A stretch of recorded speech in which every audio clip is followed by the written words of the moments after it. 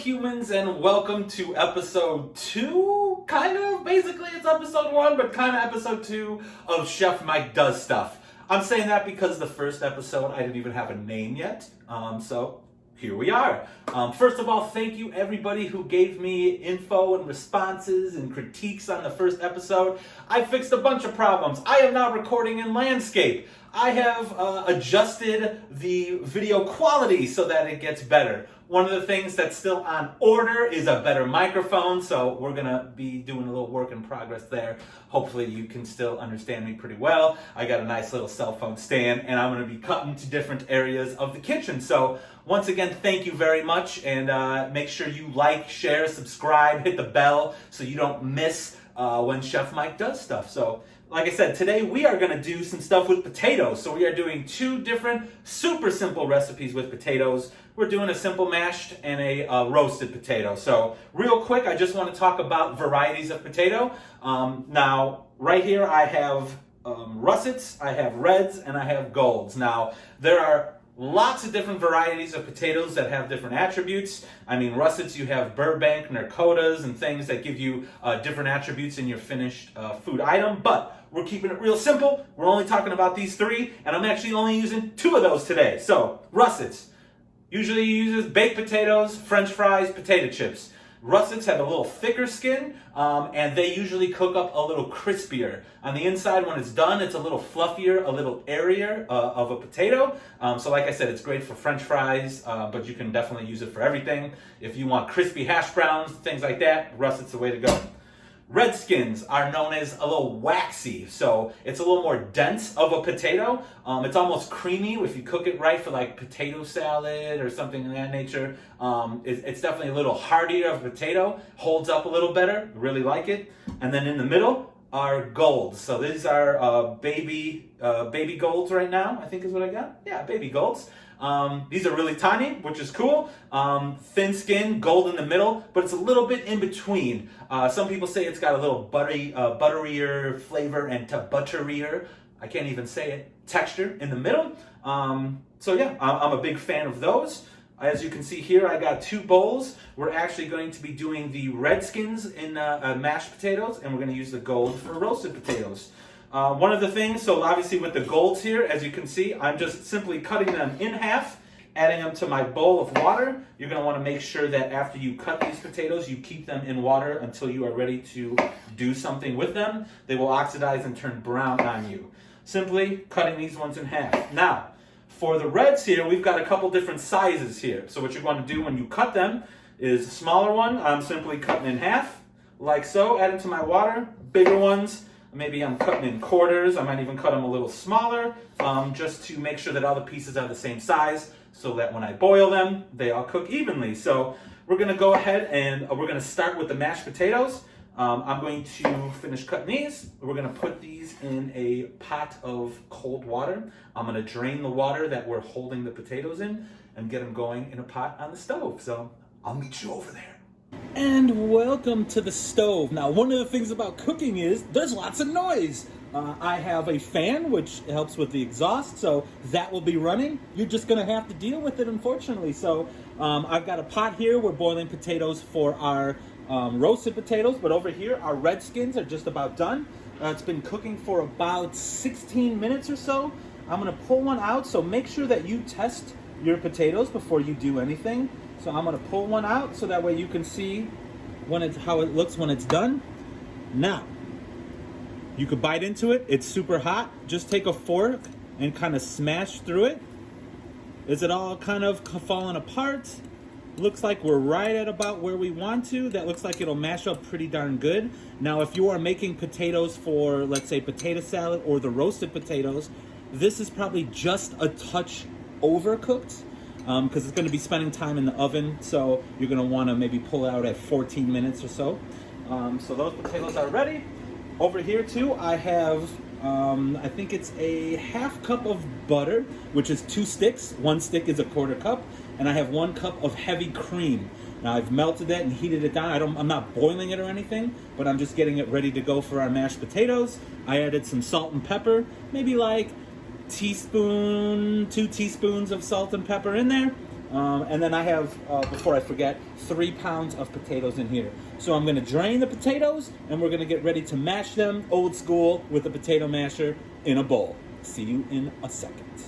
All right, now welcome back. We are now ready to mash some potatoes. So I've got our potatoes drained. I got a nice bowl here. Potato masher. You can use a stand mixer, you can use beaters, whatever you want. But my tip is mash it to the consistency you want it now before adding any liquid to it.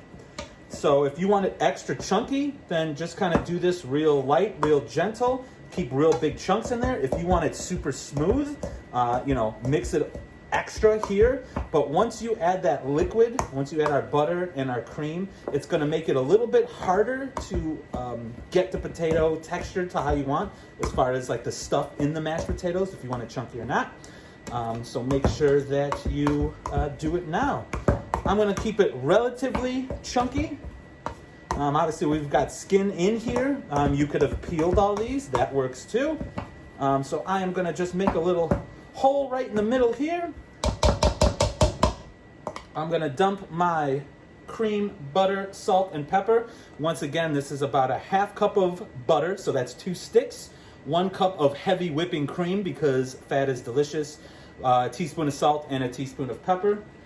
Since I already know it's kind of the right amount I want, I'm going to dump it in there. If you want more butter, less cream, by all means do that. Now you're going to want to go a little slow here, just so you don't get hot butter cream all over yourself. And you're also going to want to just mix this until it's incorporated. You can absolutely overmix mashed potatoes. They'll kind of get pasty and tacky and not as pleasant of a flavor. I did use fancy butter in this, so you'll notice it's a little more golden just because of the butter that I used. It's from Ireland, it's fancy. And so you can use a spoon, you can use whatever. I don't want to mess up another piece of silverware. So I'm mixing it like so. Look at that. And you have delicious mashed potatoes. One other thing you want to make sure you do is give it a try. If it needs more salt, more pepper, if you want to add other seasonings, you want to add cheese, now's the time. Oh, those are real good. Big hit of butter. It's definitely very creamy on my mouth. It's still a little hot, so be careful when you try it. But it's the right amount of chunkiness that I want. So I think these are ready to go. How easy was that to make mashed potatoes? I'll put them in this fancy glass bowl over here. Now, if you're serving it right away, just do that. If you are not, you might want to put some plastic wrap over the top to keep it warm. I know people will put butter over the top.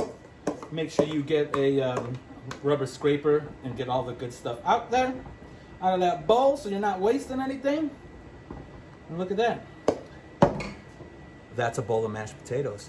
Now we're gonna jump cut. I believe it's what it's called. Maybe not, because I'm just gonna cut over to some other potatoes, and we're gonna get our roasted potatoes ready to go as well. But these bad boys are done. All right, and we are back. Now I've got the bowl of the gold potatoes.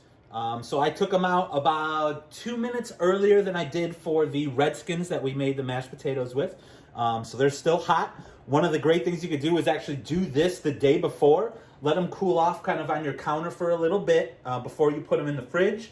And you could do it using cold potatoes where it's perfectly fine. Another thing I did, since I'm cooking them right now, is I put a piece of paper towel in there. Moisture is the enemy of crunchy crispiness. So these aren't going to be as crispy as, let's say, if I use a russet. But I do want to make sure that there's not any pool of water or anything from when I drain the potatoes. This is going to be super simple. At this point, you could add pretty much whatever you want. I'm going to add some onion. So obviously, for those of you who don't know how an onion works, you usually see it like this. There's got one end that's got little frills on it that kind of holds everything together. Then you got another end. So I cut through. How about I hold it up to the camera so you can see? So everything's actually still intact. okay? Now, fancy chefs, you'll do a couple cuts across and do all this fun stuff. I'm relatively lazy, so you can see there's little layers there. What I'm going to do with my knife, like so, and I'm almost following the curve of the onion. I don't care about it being too consistent because I'm cooking at home and I don't care. And you simply let the knife do the cutting, remember? And even at this end, if you want to, cut a couple little pieces off so you're not wasting it, you could compost this, use this for something else. I'm going to put it in that little bag over there. So then I got a bunch of onion I'm going to add to my bowl. I used only a half an onion. Use as much onion as you so desire. You can also, let's say, saute or caramelize or do whatever you want to these onions first. Remember, we cooked the potatoes. They're basically cooked all the way through. So our concern is just making sure they're hot and browned on the outside. Now I'm also going to take some fresh garlic. And if you've never used fresh garlic, pull it apart and you get little cloves. What I'll do is I will smash it. Okay, and then the peel will come off like so. And then I take that little, there's a little like kind of brown edge over there. You want to get rid of that.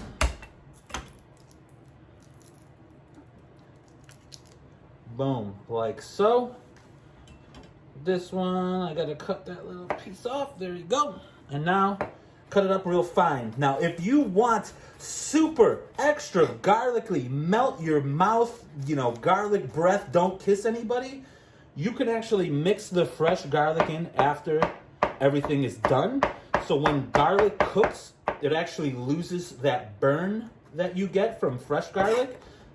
So if you want, let's say you're making a marinara or Italian pasta dish, you add garlic right at the end, it's going to be much more impactful burn. The other thing too is the finer you mince the garlic, the finer you cut it, or if you use a garlic press, the smaller pieces, it's going to go through the food a little more evenly. Whereas if you have these big chunks, so you might get like I guess you could call it a hot spot, where you're eating, and then you get a huge garlic clove and it melts your face. So you're going to want to watch for that. As you can see here, I'm going to add my garlic to the bowl right there. I'm going to add some salt. Just add some, you know how much salt you want. I'm going to add some fresh cracked black pepper. Add some, you know how much you like. If you've never done this before, play around with it. See how much you like. Okay. And what I'm also going to do, just to be a little extra fancy, is I'm going to use some chili flake. Now, this is a special kind of chili flake. It's called Aleppo chili flake. It's like medium heat, so it's not as hot as, let's say, cayenne or any of those others. So I can use a little bit more. It's also going to look cool in the bowl. Now, what I'm going to do now is actually mix it now. Just because I want that seasoning and stuff to be kind of on the potato, as opposed to if I added oil first, those seasonings are going to be on top of the oil and not necessarily on the potato. But you could do it the other way too. It doesn't matter to me, however you want to do it. You can see we got these nice little red specks of the chili powder or the chili flake on there. Okay, and now, once again, I'm not going to tell you how much. You're just going to want to add a little bit of oil. Now, you just don't want it to be pooling on the bottom of the pot or the pan, okay? You just want to give it a nice little glisten. And I had, as you saw, I reached over to the side because I left an onion face up, and now I'm starting to cry, so that's awesome. Okay. Once again, this was 3 pounds of potatoes. I used half an onion, 2 cloves of garlic. I don't know, maybe a tablespoon of salt, tablespoon of pepper, some olive oil, maybe a teaspoon or so, tablespoon of chili flake. I don't know. Add stuff. Do it yourself. Post it. Comment about it. Now we're just going to get a pan that I have lined with foil. One of the reasons I like to line it with foil is because I'm lazy and I don't want to clean it up. And the other reason is because I'm lazy and I don't want to clean it up. Potatoes go onto the pan. Now this is probably maximum capacity of this pan. If you are making a bigger batch, you're going to want to use 2 pans. You're going to want to keep it basically single layer. so that things could get browned. If you pack it in there real high, real hard, not only will it take longer to cook, it won't necessarily brown. Moisture that's coming out of the potato and the onions are going to get your stuff soggy. So you're just going to want to leave it like so. And this is going to go into an oven. Now, once again, I got a fan going because I'm going to put this in a really high heat oven. There could be smoke and all that stuff. Always, even no matter what I'm doing, if I turn the stove on, I'm turning my fan on just to keep it airy. So we're going to put it in a 450 degree oven right now, and we'll pull it out and take a look at it when they're done. So I'll see you in a few. And we have taken them out of the oven. They're about as done as I like them. You could keep them going as long as you want. Now, for you, the average person who maybe have never done this before, in the oven, as high as your oven will go, I did it at 450. Every 15 minutes or so, mix it up. This probably took 45 minutes or so if you're doing it, or this would take 45 minutes or so if you're doing it that way. What I did after about 30 minutes is I put my broiler on. You might not be comfortable doing that, but at broiler, so you're getting, I have one where there's like a flame at the top of my oven, so it's getting a lot of like direct heat. And you can see here, I don't know if you can hear that, but let me hold one up for you. Where are you, Mr. Camera? So this is our potato. You could definitely go longer if you want. I think this is good for me. I'm gonna put it in this bowl right here. One thing I have done many times, as I'm sure a lot of you have, is grab hot pans with your bare hands. I do not recommend that for a variety of reasons. I'm gonna use my trusty oven mitt. I'm gonna put them in this bowl right here.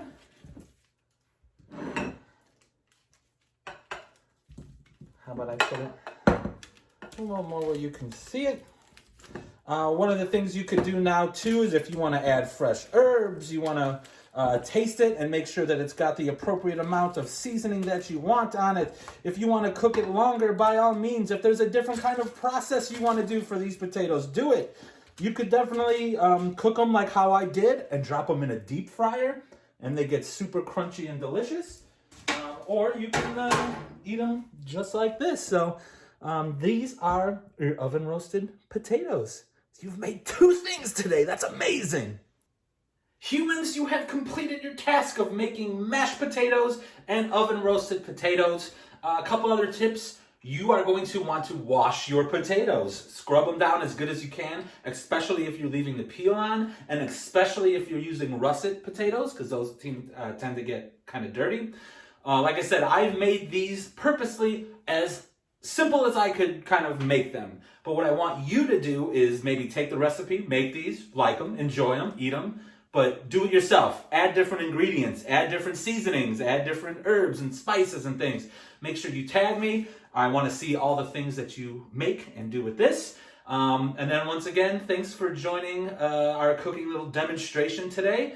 Make sure that you hit the bell, like, share, subscribe, tag, tweet, and all that fun stuff. I'm going to try to post videos as often as I can. We'll see how busy I am, but I'm going to try to do some cool stuff here. So once again, thank you very much. Make sure you subscribe because you are not going to want to miss when Chef Mike does stuff. Thanks again.